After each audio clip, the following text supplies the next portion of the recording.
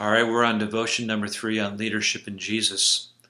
I want us to look at Philippians 2, verses 5 through 8. It says this, "Your attitude should be the same as that of Christ Jesus, who being in the very nature God, did not consider equality with God something to be grasped, but made himself nothing, taking the very nature of a servant, being made in human likeness, and being found in appearance as a man, he humbled himself and became obedient to death, even death on a cross."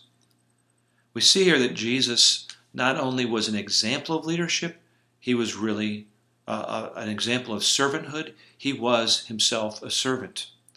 And there's some things here that we can see that are really important. If you're going to be a servant and have effective leadership, what can we see from Jesus in this? First of all, Jesus was secure. If you want to truly serve people, become secure. He was secure in his position. He was not trying to flaunt his deity in front of people. He was secure in who he was as the Son of God. He was secure in his calling. There was no need to try to sidestep trouble or confrontation or criticism. He knew what he was called to do, and whatever others thought of him, it really didn't matter to him.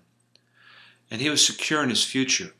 He knew that the Father was in control, and nothing could stop what he had planned for his life and for those he came to serve. Imagine yourself leading with that kind of security. Second thing is, Jesus had the nature of a servant, not just the actions of serving. See, a servant puts aside self-interest, self-concerns in place of serving others. He was more interested in others' status and comfort than his own status and comfort. All of his actions flowed from this servant's heart. Even when he rebuked people, even when he was trying to correct the Pharisees and religious leaders, he was trying to serve them by adjusting their attitudes and their beliefs so that they could be rightly served. Third, Jesus served by connecting with people completely. He became one of us. I mean, imagine that. He took on human flesh in order to serve us. How do we learn from Jesus on that?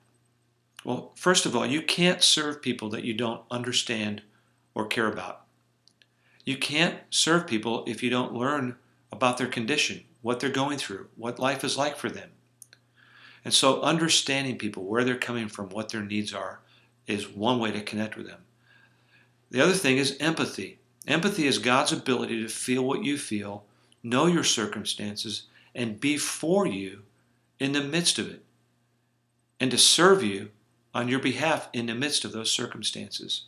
Jesus got into people's lives. He got it, and he gave himself to them right where they were because they couldn't do anything for themselves in it.